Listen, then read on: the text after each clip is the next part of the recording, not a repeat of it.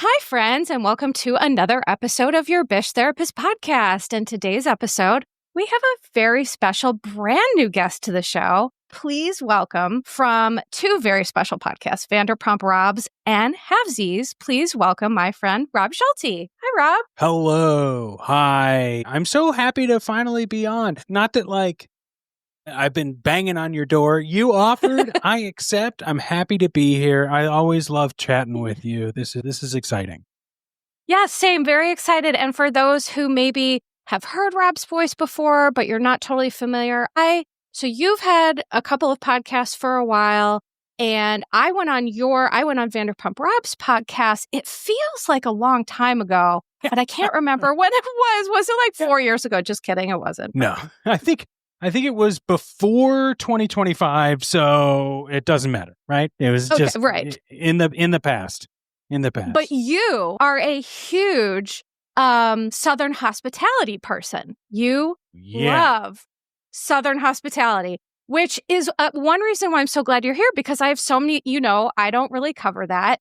And what I did was to come on your podcast, I just watched one episode of it and then we covered it. And then I was like, I should watch this. And then I just never did. But so many people that love the show love Southern hospitality too. So yeah, please just share with people just the things that you genuinely love and what you cover on your podcast and how it all started. Absolutely. I like to say that I will cover any Bravo show that I'm currently excited about, except for Housewives. There's too much Housewives for me. I can't do it. I watch some Housewives shows. This is my mystery. The astrologer Channing Nichols, she doesn't say what her birthday is, so no one can know her sign. Well, I don't say what Housewives I watch, so that no one can know how deep I can get into Bravo. But no, I started off with just doing a Vanderpump Rules recap podcast. And then there was, something jumped me into what, I'm just going to start covering the current seasons. I started from season 1 and then I was like, people want to hear about the current season. So then I jumped to the current season. And when did you start from the current season? Which current season did you start at? I believe it was, I think it was season 10. Oh, because there was the break with COVID that took a long time to then get from season 9 to 10. But it wasn't a Scandival thing. It was already planned. My friend Molly was my co-host at the time. Molly had to stop being my co-host to be a mom and get married and all these things. Rude. No, it's totally fine. How dare. Molly was great. Molly is an incredible journalist too. So if anyone ever wants to look up Molly Schwartz's work, she's had she's written about Vanderpump Rules. She works in podcasting. That's how I met her. But Molly and I were like, let's really do this. Let's start covering it in real time. And Tom are going to be on Winter House. So we'll cover Winter House before we go into Vanderpump Rules. And then by doing that, I was like, well, I can cover whatever Bravo shows I want. So That's right. I started diving into Southern Charm, Summer House, we have Southern mutual Hospitality. Love of yes. And I fell in love with Southern Hospitality. And what is it do you think about Southern Hospitality? Because this is one thing that fascinates me about what authentically drives each of us as content creators. It's just so funny. For me, I just could not get into it, but so many people are so into it. So what is it for you that draws you in specifically about that show? And now this might end up being a long winding road, but I think culturally, Southern Hospitality is everything Southern Charm isn't, right? But it has the aspects that people might like from Southern Charm and the aspects that people claim to always like from Vanderpump Rules. So we have a group of young people working in the service industry with interpersonal drama and relationships that don't necessarily have to revolve around work, but because they are all put in situations together like that, they're forced to be around one another. Now, that being said, The real thing, I think the thing that really locked it in for me, though, is this change in influencer culture. And most of the people who have been on Vanderpump Rules now have a hamster wheel to run inside of to stay relevant. You're so right. Not to, like, did you ever see Ghostbusters 2? Oh, yes. The one, okay. Rob, you remember we're at the a huge beginning? Ghostbusters family. Can I just say that? Like, my niece and nephew, we've taught them the whole song. We've dressed up as Ghostbusters for Halloween, so I am in on this comparison. Yes. So at the beginning of Ghostbusters 2, they're doing birthday parties because no one cares about Ghostbusters. They busted all the ghosts, right? Yeah.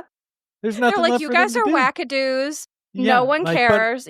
But you're like semi-celebrities, so you can do children's birthday parties like a clown. And I feel like that's kind of where Vanderpump Rules, the original class, is at, right? Except they're doing podcasts or America's Got Talent or books, writing books, and look, no shade to writing books, but none at all.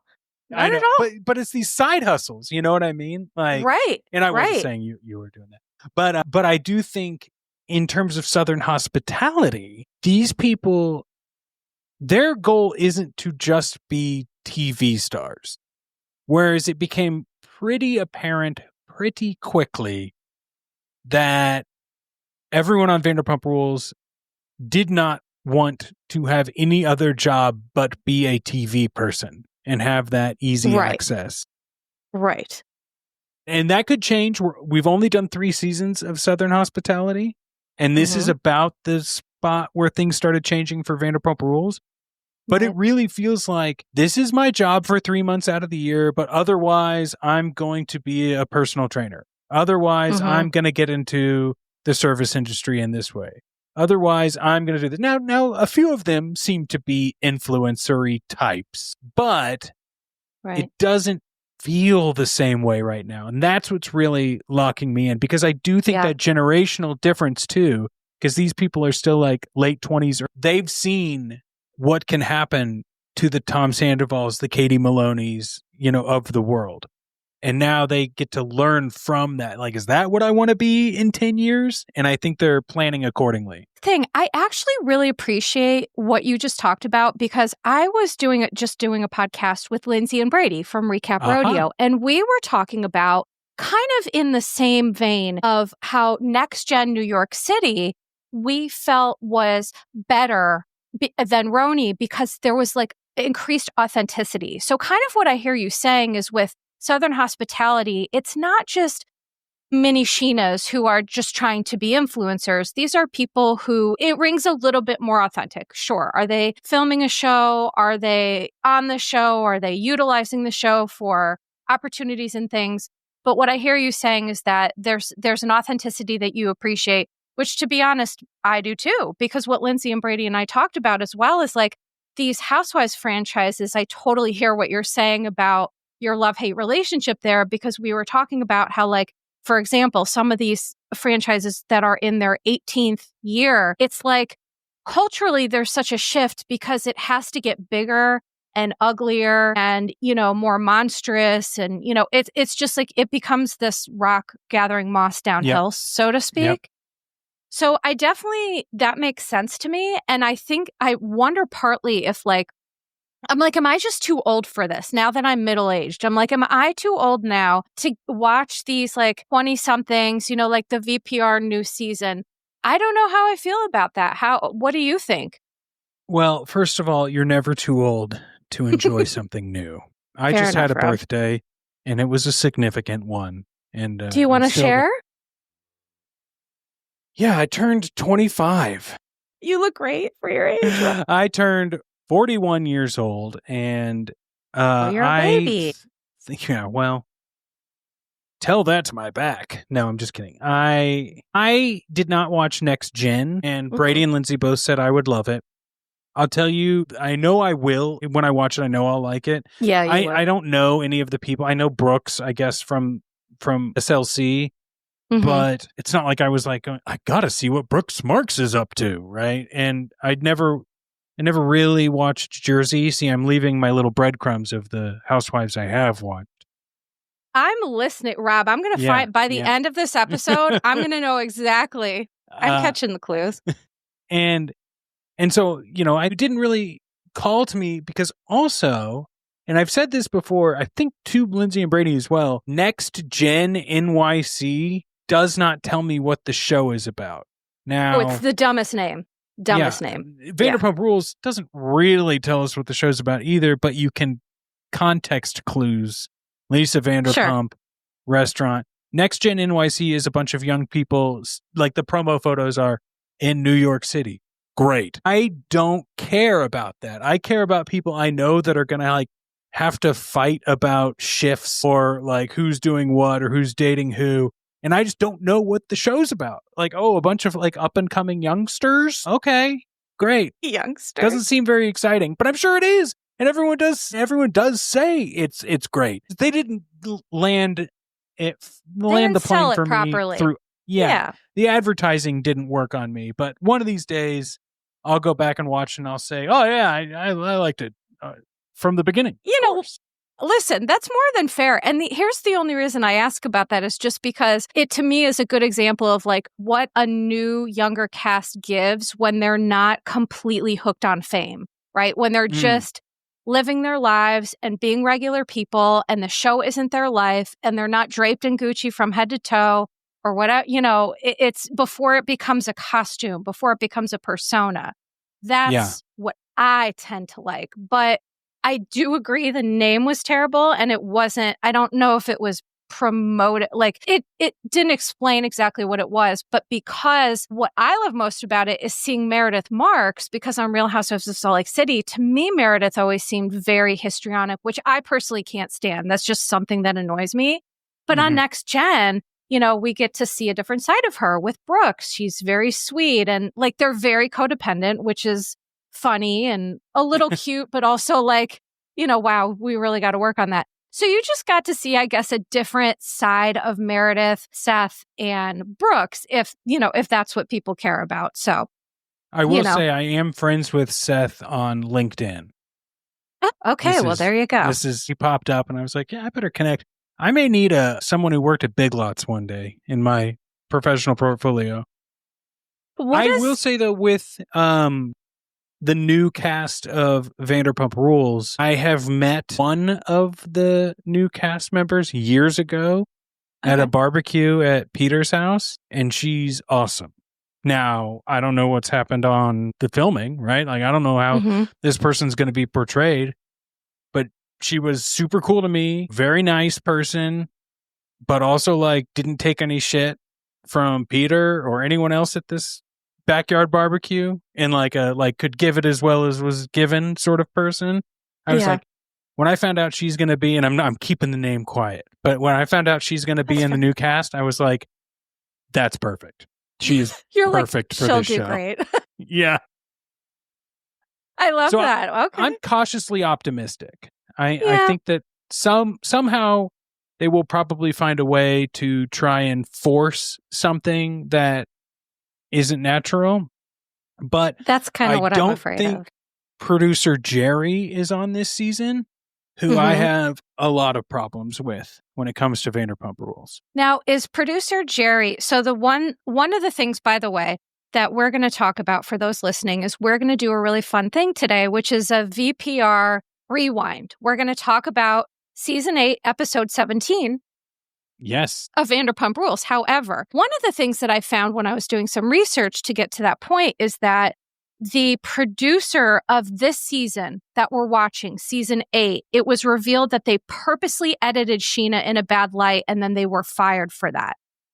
That was one editor, but not like the showrunner producer person. And I'm so glad you brought that up, because maybe that's I think that the scene in question is like an episode that comes up just after, but you can see remnants of it in our episode and previous episodes in season 8. But there is like one thing that crucially, if you did not know that this happened, is so like just, the word toxic gets thrown out a lot these days, but it is disgustingly toxic to do that. I don't care if you don't like someone or not. And maybe we should just say it. There's a scene. Yeah, let's say it. where, and it's not in this episode, but where it's edited to look like Scheana is flirting with Stassi's younger brother. Yes. That Disgusting. It was in this episode.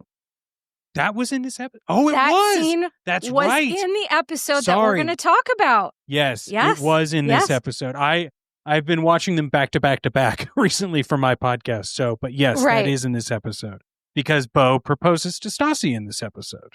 And that's at the dinner. Looking for mausoleums. Yes. Yep. Okay.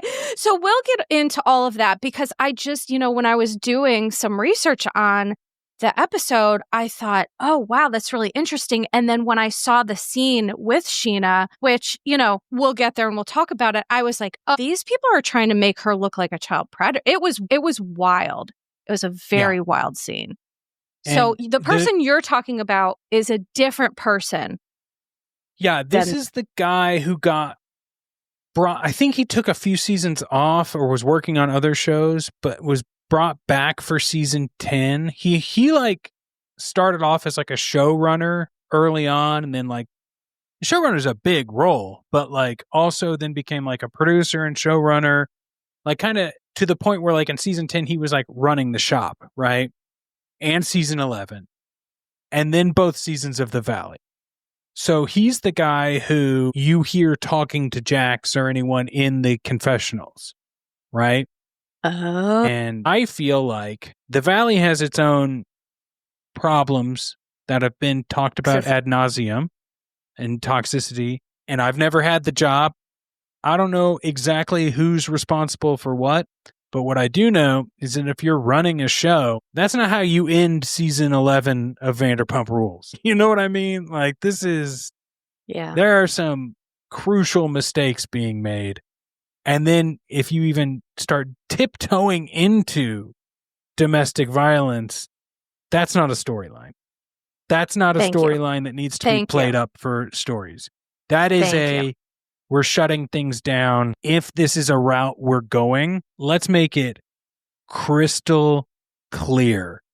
At the beginning of episodes, you break the fourth wall, you do whatever you need to do to make this happen without the way that they had it done, I think, in season 2.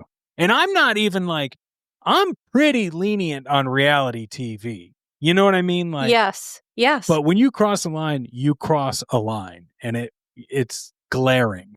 Yes. And I'm grateful to hear you and some other content creators say that because, as a therapist, obviously, this has been my Super Bowl. This is what I'm here to do because it is abuse, what we're seeing. And I'm disgusted with how all these people are aware. They're watching this, they're seeing this, and they're still trying to make it a storyline instead of posting domestic violence resources, getting Brittany some help, shutting things down, doing the right thing. And for me, that's what I feel I've been really angry and talking on my podcast about, like, this thing we love so much, what is happening to it? Because it disheartens me as a woman, as an advocate, as a therapist, as a human, that this is what constitutes entertainment.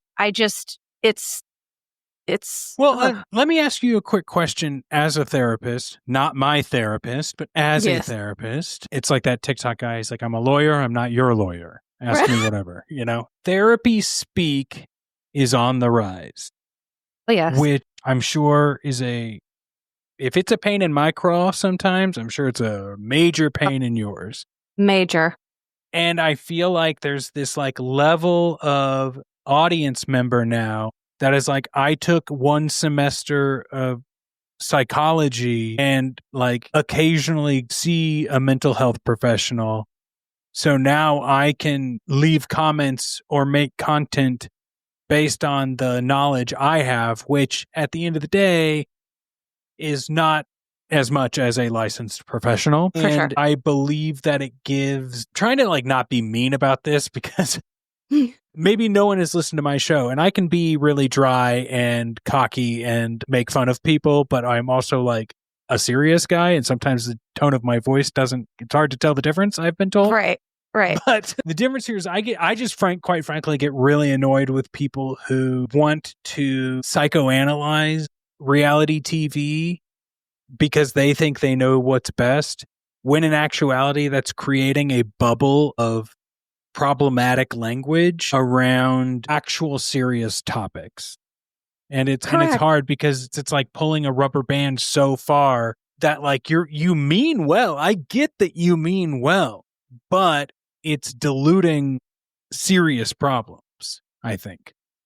And I couldn't agree more, obviously, because, one of the things I talk about a lot is, you hear the term du jour is talking about a narcissist. And it's like, it drives me crazy because that's not a thing. We all have traits and tendencies, narcissistic traits and tendencies. All of us do. But like a narcissist isn't a thing. Like, what do you mean by that? Let's talk about this. I saw the other day, there was a person who had a ton more views than I get on something on Instagram going on about Jax being a family annihilator. And I thought to myself, wow, that's super irresponsible.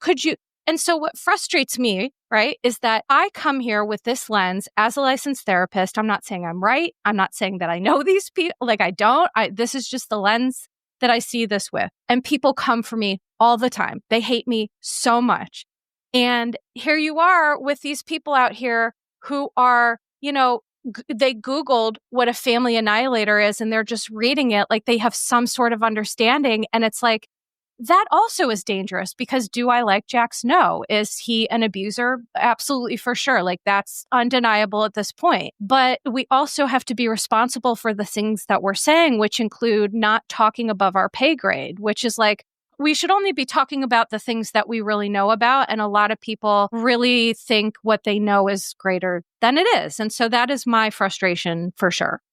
Well, it's like, it also bleeds into the like, my diagnosis as personality trait, right? Right. Which is dangerous too. Because I have been given a diagnosis of some sort, this defines exactly who I am. And since it's my lived experience, I can now talk about this as if I'm an expert because I live it every day. And that's dangerous as well. It is. And again, I can say this. So I always kind of joke, but it's true. I'm a professional and I'm a patient, right? I manage complex PTSD. I have depression. I'm living with a chronic cancer. So I know what it is to be a professional on one side of the couch and a patient on the other side. And while my own personal experiences have informed my education, right? They've informed my education, informed my clinical skills. It's helped me see a lot of all sides of an issue. What people make the mistake of doing is when you're a patient and you're being treated for something, you still have blind spots. So you move from a place of trauma, and that's why you end up hurting people and it comes out sideways because you're moving from a place of like your perspective. But, I don't know if lots of people know this, but our perspectives aren't the only ones that matter. Surprise, surprise. Someone out there might like Tom Sandoval. Don't ask me how, but they might. And it's insane. Or Jax for that matter. But and it's disheartening. The fandom is, I think they're in a place of growth. We'll put it that way. I think that, I don't know if you've seen the movie Eddington. It's all I can talk about lately. No, I have not. I highly, highly suggest you see that movie in theaters if you're able. It's about to leave theaters, I think, at this point. But it is a movie that takes place in a small town in New Mexico during March 2020 or May 2020. So during lockdown. A lot of people are saying like it's too soon to be I don't want to be thinking about COVID, right? It's too soon. Yeah. But really, I left that movie going, there's a lot of stuff I've compartmentalized about COVID that this movie brought back out. And I think that the undercurrent of that movie are the big dramatic effects that COVID has on. And that is not like the Bravo fandom. And some people may think this sounds silly. Mm-hmm. They are not immune to the trauma of the pandemic and what it did to our brains, whether or not you had COVID or not. And absolutely. I think that we are like Bravo fandom is a microcosm of what's going on in other pockets of the world because of that. The way we see people hyperfixating on stuff like this and being really upset. I think it has something to do. I'm working on a bigger project, but like I do think that that is a movie that I think you would really respect in that regard, for sure. I definitely appreciate the thoughtfulness, and I can agree that, in addition to having a degree in clinical psychology, minored in sociology as well, because I think that, groups and culture to me, like all of it is interesting, individuals and groups. But when we were going through the pandemic, I did remember saying to myself, this is a shift that is going to be written about, that it's going to take time, right? Like with anything when there's cultural shifts. But I think the psychological impacts on individuals, on groups, on the world, on entertainment, on everything, it just changed it all so much. So I definitely appreciate that heads up. And that is something I will definitely try to check out, because it did change everything. And again, whether you had it or not, I had it. I was lucky to survive because, I was undergoing active cancer treatment at the time. But what I can say is it changed my brain for sure, without a doubt, in ways that like chemotherapy, immunotherapy, all this other stuff, it didn't even touch that. It was like a chemical bomb to my brain that my brain just like never was the same. Yeah, it's unfortunate. But thank you for that recommendation. And you know what? Let's get into it. Let me read the summary for the episode that we're about to cover, which, by the way, so Vanderpump Rules Season 8, Episode 17 was titled First Comes Love, Then Comes Marriage. The summary is that Beau stuns Stassi with a quirky but romantic engagement proposal. Danica and the SUR staff go to head-to-head with Sandoval Schwartz and the team from Tom Tom during an epic softball game to determine restaurant dominance. And the one thing that I'll say is interesting is that when I was rewatching this, the cast and everything, it was like before the apocalypse, right? We had all of these couples who were still couples. We had Brittany and Jax. We had Ariana and Tom. We had Katie and Tom. We had Kristen, Dodie, and Carter. We had Lala and Randall. And it was just wild. As I was watching this, I was like, oh my God, all these couples are together and they're now in really bad places. It's wild. Yeah. Now, let me ask you a quick question. And this is not me trying to got you or anything. Because I had a different title for this episode. Same description, but different title. Huh. Death do 17? Us not part. Okay, so here's the thing. I looked it up on Peacock. And this is not the first time this has happened to me, by the way. This is why I'm like very... Is that right? Yeah. So either way, same episode, the softball, the Beau proposal, all of that. Yeah. So, yeah. Isn't that interesting? And I did use AI to like get a synopsis of maybe AI goes into psychosis. This is what... It's actually one of the topics of this week's Halfsies episode is AI psychosis. So, wow. Yeah. And I didn't even know that. So there's an accidental plug, honey, because but you know why? Here's why I've been coming to terms with this too. A little side note. There are chatbots in mental health spaces that are using AI in very serious scenarios where they should not be. And it is hurting people's mental health. And it is causing problems. You cannot replace humans with computers when it comes to therapists. You can't do it. Nope.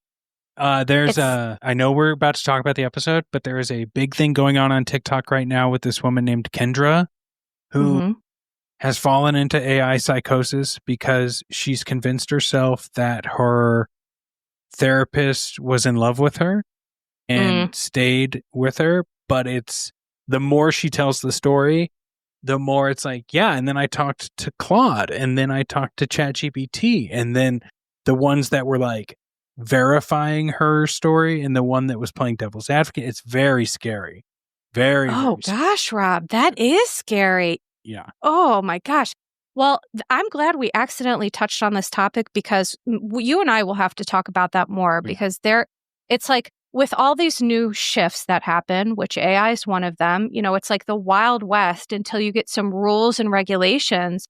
But the whole AI psychosis thing, it's like you cannot use that. Like, it's great to use AI for example, looked up a little summary of this little epi-ep. Sure. That's helpful. It's helpful to write a resume. It's helpful for a lot of things. But it cannot replace. It's not your therapist, for doctors, right. Like, we still need humans, okay? We can't forget about humans. So All right. AI is not going to take your job. Just the people who know how to use it correctly might. That's right. That's right. Yeah. And if you want to have a guaranteed job forever, become a therapist, because people will always need therapists, and we can't, chatbots can't do it. So, yep. All right. So the season 8 cast, again, like I said, it was truly, I was watching this and I was like, these were the best days of our lives. These were the VPR days where it was like Ariana, Brittany, Jax, James Kennedy, Katie Maloney, Kristen Doty, Lala, Scheana, Stassi, Tom Sandoval, Tom Schwartz, Lisa Vanderpump. And then it also included Beau, who proposed to Stassi, and obviously now they're married, Max, Brett, Dana, Rachel, a.k.a. Raquel, Peter, Charlie, Danica, and Brett. Woo! That's a cast. That's a cast. Now, whenever I would bring up to people that I was watching season 8, they'd be like, oh, that's the worst season. And I have to disagree upon this rewatch for my Patreon and main episode. Samesies. Yeah. What I will say is, so the whole first half of the season is Jax and Brittany's wedding. And that is really good TV because it's insane, especially with everything we know now. But you've got the homophobic and transphobic pastor they have to fire. That's and then Jax and Sandoval get in a huge fight where Jax clocks exactly who we find out Sandoval is in season 10 and 11. Mm-hmm. We get the Lance Bass, we get the Kentucky Castle, we get all of that drama. But then after the wedding, it is kind of like, well, what the hell do we do for the rest of the season? And it's in these kind of episodes where there's 2 episodes prior to this where it's like, all right, we go to Vegas for Katie and Schwartz's second wedding, but it's really just a commercial for Lisa's new Caesar's suite. Yeah, her new restaurant. Ugh. Yeah. There's the girls have a wine event that is just a fight. It's all very awkward. And then we get this episode where there's actually, I will still say, not a complete episode. We have this fun stuff with the proposal, but then the last half of the episode is a softball game. So, right. It was so disjointed. Also, I feel like at this time, there's just so many people on the cast that it was they were like, we don't know what we're doing here.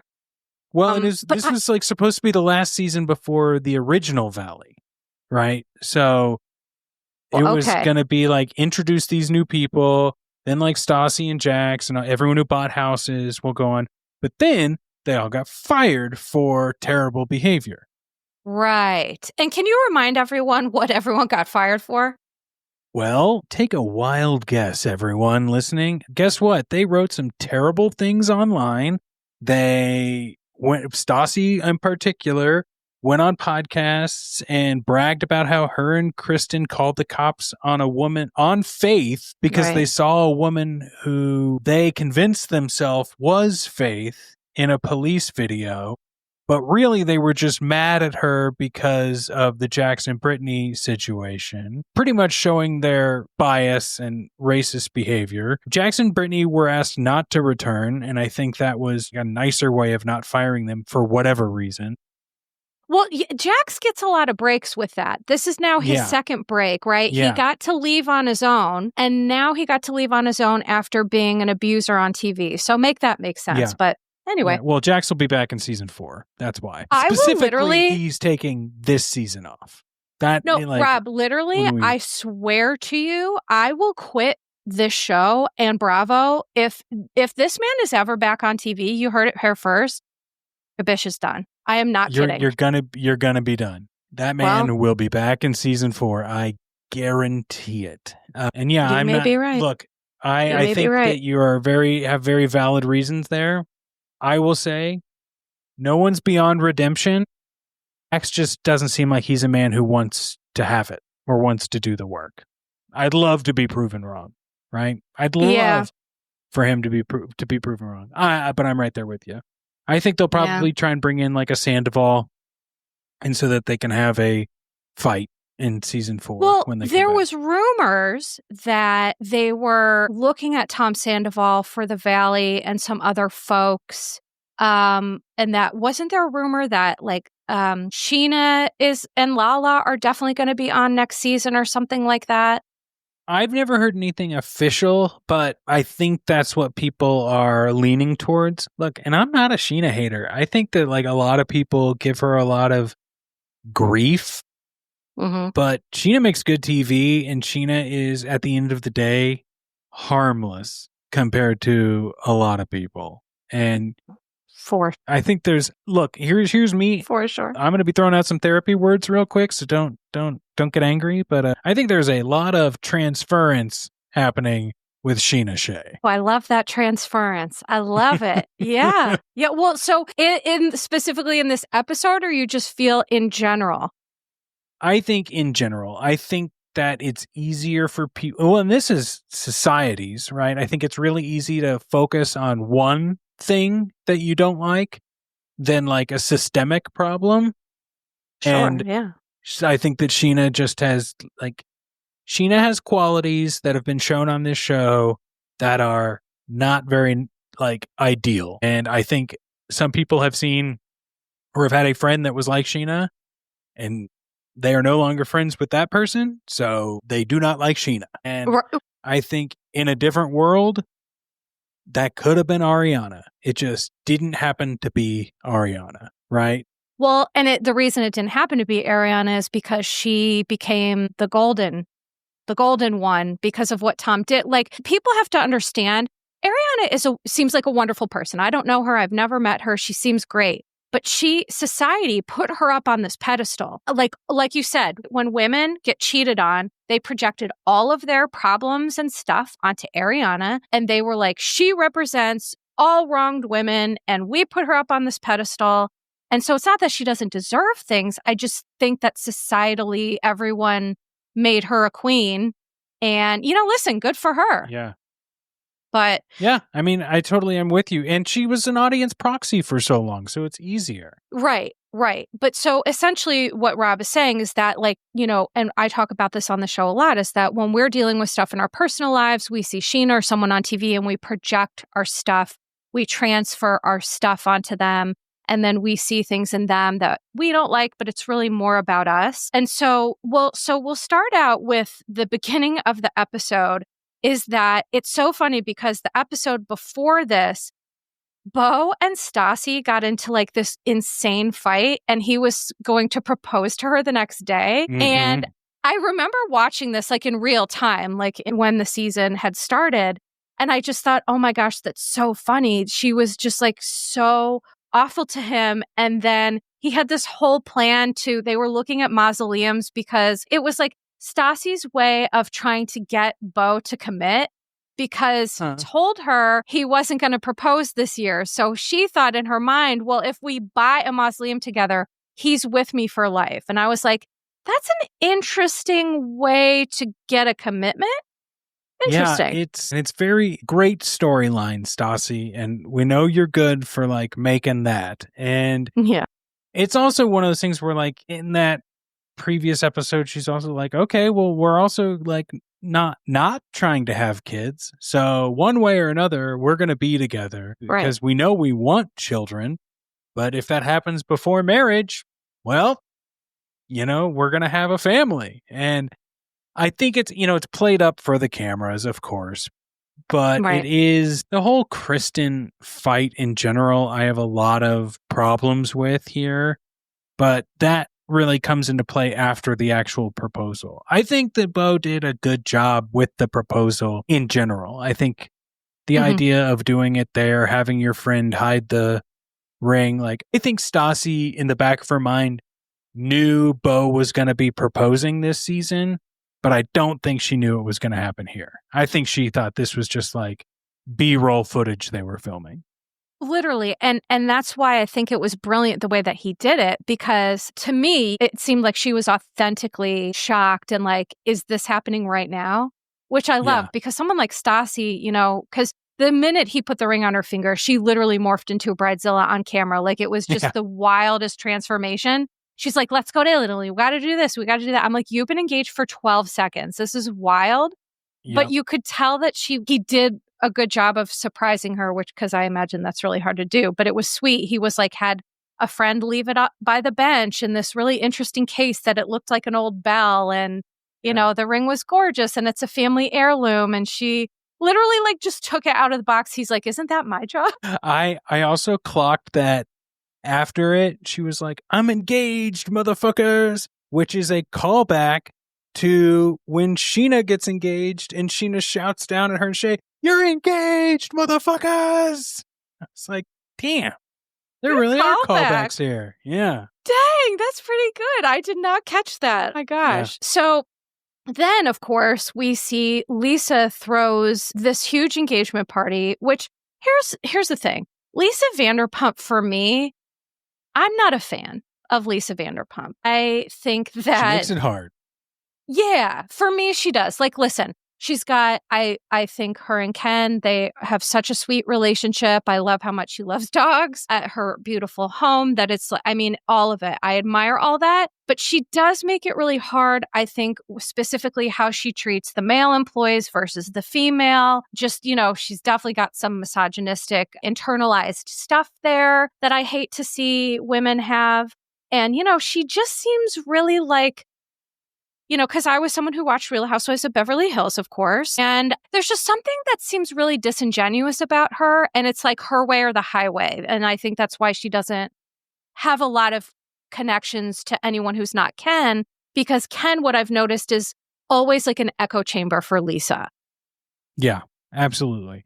And the thing is, like, I've been with my husband for 23 years. And like, you have to have someone who lets you know when you're being an asshole, who lets you know when you're wrong, who lets you know when you're like speaking out of turn or just like whatever. And Lisa and Ken, they don't have that relationship. So I just think Lisa, because she's a boss, because of being with Ken, she doesn't have anyone who really challenges her. And then she certainly has escaped accountability from, you know, the jump on Bravo. But anyway, she throws this big party to celebrate her engagement, and she surprised Stassi with her mom and her dad, who were divorced and rarely together at the same time. So that was really sweet to see. And Stassi seemed really surprised. And then we get that weird scene with Scheana that we had talked about earlier. Yes. So let's explain. It is, well, go ahead. Sorry. So I'll just say really quickly, Scheana is sitting down at the lunch next to Stassi's brother, who at this point I think was 14. Something Does that like sound right? Something like 14. But clearly under 18, young. Let's put it out there. Oh, and very under. Like, you look at him and he's like, you know, he's like a sweet boy that's growing and becoming his own person. And, you know, he's a teenager, but he's not an adult. And you see Scheana sitting next to him and she's drinking her drink and she's using this vocal fry that she loves to use. And the way that it was edited, it really looked like she was flirting with this kid. She's like, so do you have a girlfriend? Or, you know, just like the way she was going about it. But now we know that it was edited to look a certain way, which it did. It looked to me like, Scheana, come on. This guy, he's a child. It's specifically cut with confessional interviews as well. So it's like, so do you have a girlfriend? And it's like, the youngest I would ever date someone is 21. That's right. You know what I mean? Like it's right. Specifically edited to evoke a certain type of experience when watching it, which is inappropriate. Look at how lame Scheana is. I can't believe she's doing this. And my biggest thing here is like, to any critical viewer, like obviously this is someone trying to make Scheana look bad. Like it's very apparent that this is not what's going on and could happen to anyone. Mm-hmm. And so to go forward from this point, let's say you are naive, and I don't mean stupid, I mean someone is naive. They do not know how these shows are made. They don't get it. They don't have all of the pieces. That's fine. But the moment it's actually presented that an editor did this on purpose, and you find out about that, it makes the discussion of these shows so much more nuanced going forward. And I'm not a Janet fan per se, but it's just as easy to say in the Valley that the only things cut together from Janet is a specific storyline of her inserting herself in everyone else's business. That's right. Now, do I think that that's what Janet was doing? Yes, because she's also admitted that in other interviews. Right. But the blind faith of what we're seeing is reality is frightening because we have this moment now where someone admitted to it and got fired for it. And so conveniently, when we want to call that into an argument as a fandom, we can. But when we don't like a person and don't want to have that, we can leave it out. And I think it's, to your point of what we had talked about earlier, is that we all have our own perspectives, our own that are formed by our life experiences, the things that happen to us. And when you have someone on a show who's responsible for making a storyline based on one person who may or may have certain issues with that cast member, it's never going to pan out to be reality. It's that person's reality. It's that production editor, whatever you call them. And so I think that is one of the things that you become acutely aware of on these shows is that it's Franken editing and it happens to everybody based on these certain perspectives that people have. Some people, I'm not a Janet hater either. I don't have a ton of strong feelings for folks because I look at people like everybody's human except for Jax. To me, that's a different level. I have no empathy for him whatsoever. And it's rare to hear me say that. I think everyone deserves redemption and empathy, not him currently. But that's and you just also my don't opinion. have to give it, Right. Not from me anyway. He can get it from his other people. It's not going to be from me. But I do think that it's fair to say that, these people are edited into characters, are edited into storylines, and it's based on sometimes very myopic views of people who want the world to see them a certain way. Yeah. I mean, 100%. And I'm not saying like no one on these shows are perfect. And I'm sure Scheana has annoyed the hell out of plenty of people. That doesn't mean someone can't just have fun on their workday and be like, oh my God, I'm going to clip together all these sound bites because this now makes this scene more fun for me to work on and entertaining for the people who are approving of this, which is crazy.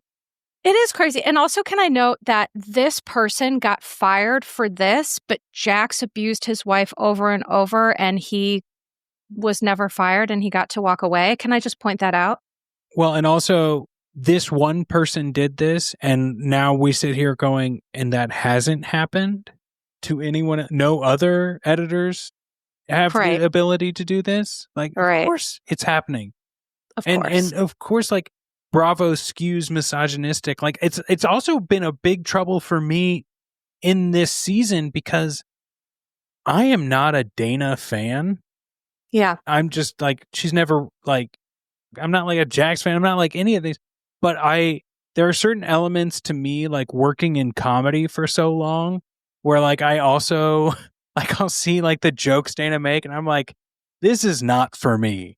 But then I have to also pull back a little bit because I'm but Bravo makes it so easy to dislike women on these shows that I can't fall into that trap.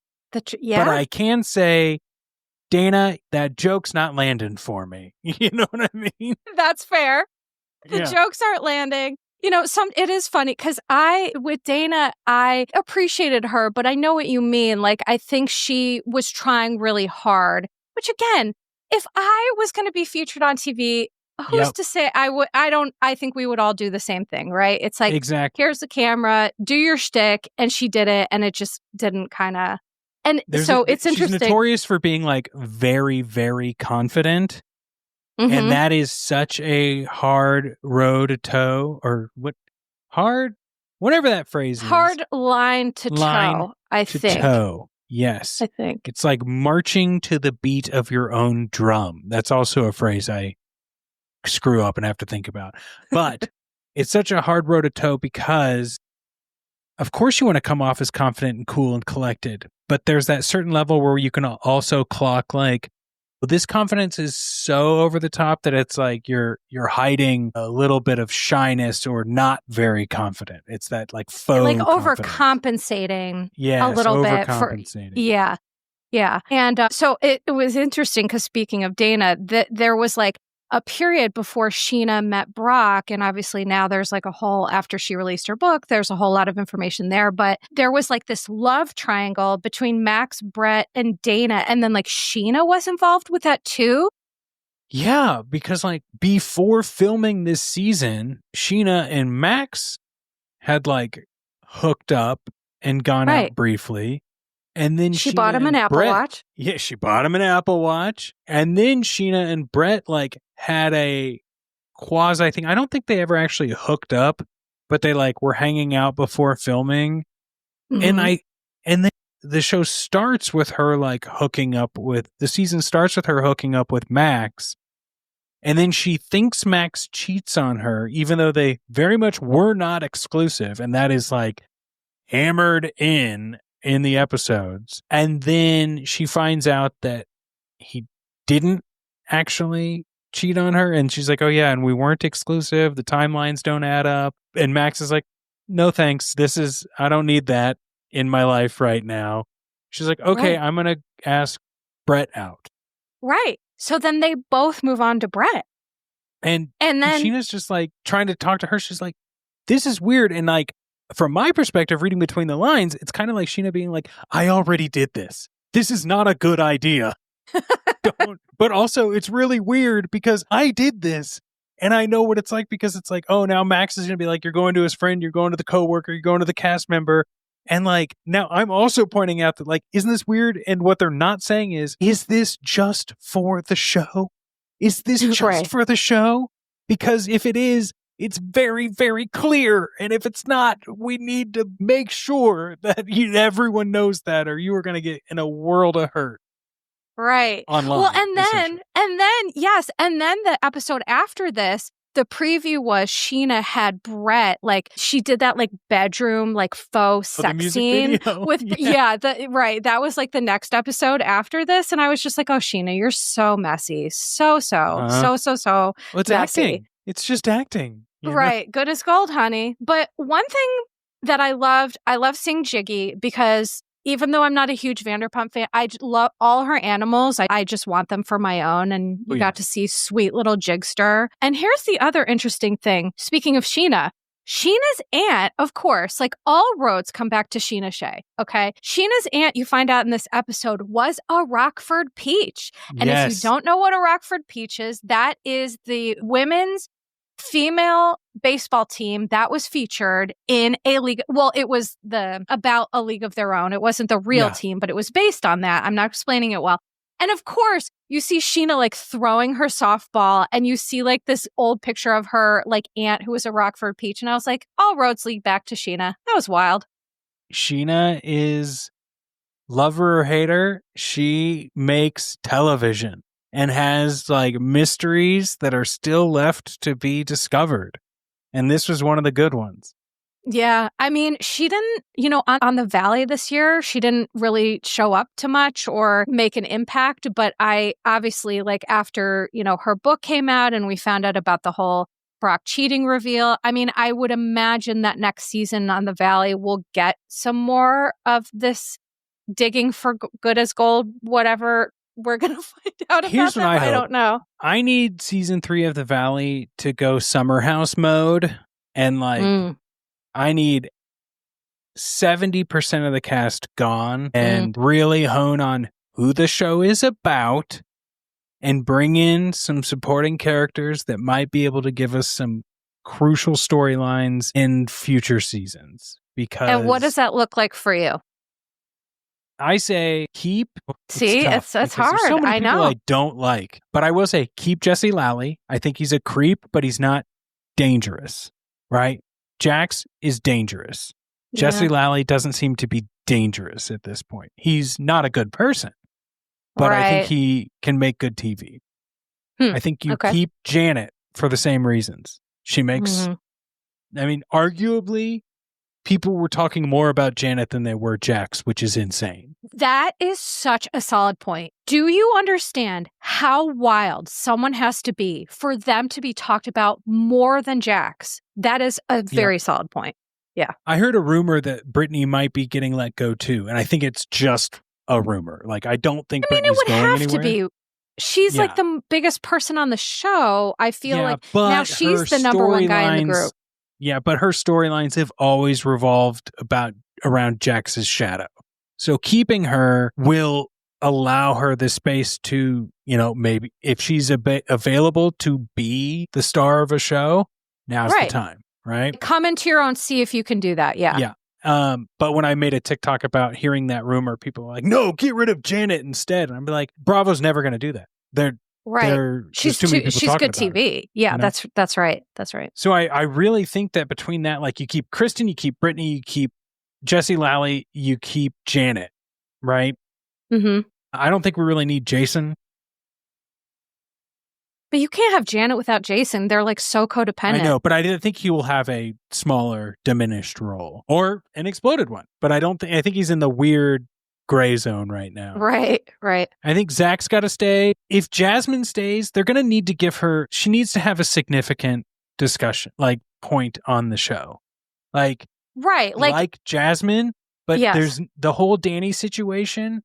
I know. Valid was more about Danny than it is about Jasmine. And that's unfortunate. Right. Because there were I go back to the wine scene in the Valley where Jasmine and Melissa actually explained to Danny, like, more than that, it's like bad to touch a woman when she doesn't want to be touched. Like the actual social implications of you doing that as well. Right. But don't you think it's so interesting that scene that was Jasmine's, they kept not showing it? It was just a flashback. And I just feel like they used Jasmine and Melissa like token gay women and discarded them. That's how I feel. And I didn't like it. That's what I'm saying. Like, I think I don't want Jasmine to lose her job on this show, but I'm not strong. I'm not confident in Bravo in like providing them the space to have a storyline that's going to be compelling. And that's what I want. But, other than that, like Danny and Nia, I honestly think they can go. Like, I don't think they're really bringing much to the show either. Yeah. Either way, that's what I'm saying. So I guess I've kept like more than half the cast, but it is, I think if we had to keep people, Kristen, Janet, Brittany, Jesse Lally are the people to keep. Right. The main, right. And then everyone else could kind of be like accoutrement, right? Yeah. Well, listen, I mean, we're going to find out and it'll be interesting when we do find out. But was there anything else, Rob, about this episode that you wanted to say that we didn't get to? The last thing I'll say about season 8, episode 7, just to back up to what I was saying about how this second half of the season kind of falls apart. Mm-hmm. It's tough that this season gets the look of it's bad because of all the new people. Because Charlie's great, and Charlie stays on through season 10. Yeah. Danica was awesome, and it's too bad she didn't get more seasons. I think Max is actually good for the group. He seems like a bad dude, but like obviously we know sucks. Katie hooks up with him in season 11. So is he still around? Like, so he's actually seems to be part of the group. Brett, no thanks. Dana, no thanks. And I think this season suffers because people just remember those folks. Like, oh, they really tried to like pull one over on us. But right. The whole first half is great. It's crumbling here. I think towards the end we get some really good stuff though, because like Sandoval and Jax go at it again. And this, I'll stand by this. The finale of this season was the first time when watching Vanderpump Rules that I was like, oh my God, I cannot believe I have to wait another year until I get it. Because the finale of this season is the one where Jax is like screaming at Lisa and he's like, it's my show. That's right. And that's what got him fired the first time. Yes. And it's funny. Not that, but I think that didn't do him any favors. Well, you're right. That didn't help. Yeah. But then cut to like the Valley season 2, where we find out that during that time, Jax was actually torturing Brittany because he was fired and she was the breadwinner and his teeny tiny little ego couldn't handle that. Yep. So, and so I appreciate you getting me back into like that VPR mode. It was really fun, for an episode to do that. So Rob, let everybody know where they can find you, what you cover, and what they can look forward to right now from your shows? For sure. So the biggest way to find everything is to support the show on Patreon, which is patreon.com/Vanderpump Robs. You get absolutely everything, full length, ad-free video, all of that. But I understand that's not for everyone. And quick tip, folks, if you do sign up for Patreon, though, you can get a feed that you can play in whatever podcast player you like. So you don't even have to use the Patreon app. That's true. If that's not for you, Vanderpump Robs, wherever you get podcasts, and I usually put previews to the episodes that are, look, you're not going to get a full-length episode unless it's very special on the main free feed, no matter what, but you get a significant chunk of it, and you get smaller chunks of the bonus episodes. So like season 8 is a Patreon exclusive, but I'll still usually put like 15 or 20 minutes of those episodes up. This will be a full-length episode because I'm doing it as a feed drop so that anyone who's not familiar with your podcast can now go over to Your Bish Therapist and get all of your episodes. What you can look for at the moment, we're kind of taking a little bit of a Bravo break, except for these old VPR episodes. So we just did an episode as of this recording on the pilot of Viva La Bam, which was I've watched that show. Blast. One of the funnest episodes I've recorded in months. That's awesome. We're also going to be watching My Life as Liz, which was a short-lived MTV reality show about a punk rock girl in a small Texas town. And I will probably be alternating those, but the primary focus is going to be Viva La Bam, and I've got some fun episodes of that coming up. So if you want to get the taste, go listen to me on Apple. I recently lost all of my Apple followers, reviews, and ratings due to a catastrophic user error that was not done by me, folks. Not yours. That's right. Wasn't Rob's. No. I recently took the show independent, and there was an accident when transferring it to my ownership. So if you are not a Patreon person, try and leave me 5 stars or go follow on Apple, and I'd appreciate it. Thank you, Melissa, too, for having me on. Oh my gosh, Rob, of course. Thank you for coming on. This has been so fun. We're definitely going to have to do this again. I think going back to old shows is so brilliant and it's so interesting, and going outside of Bravo is so necessary. But I've talked to my audience a bunch about the importance of reviews, and I know that was a really hard thing for you. So if you could all do Rob a huge favor, go give him ratings on Apple Podcasts, please. It really does make a difference. I've just every episode I talk to my audience about why this matters, and it is a big deal and all of that. So we would love if you could please do that. Thank you so much. And so not only check Rob out, Vanderpump Robs, check out Patreon. You could also check me out on Patreon. I have recommended Vanderpump Robs on my Patreon, and so I think there's a way to click you can go to his Patreon from mine. But either way, we're going to be doing this collab, and so we would appreciate spreading the love. Thank you, Rob, so much for being here. This has been a blast, and can't wait to do it again. So anytime. Until next time, sending love to you and yours, and ta-ta for now. Disclaimer. Posts are not intended to diagnose, treat, or provide medical advice. Your Bish Therapist is for entertainment and informational purposes only. The podcast, my opinions, and posts are my own and not associated with past or present employers, any organizations, Bravo TV, Greyheart Productions, or any other television network. The information in YBT Podcast and on its social media is provided for general informational purposes only and is not intended to diagnose or treat. Please do not act or refrain from acting based on anything you read, see, or hear on YBT Podcast or associated social media. Communicating with YBT via email and or social media does not form a therapeutic alliance. Melissa, operator of YBT, is unable to provide any therapeutic advice, treatment, or feedback.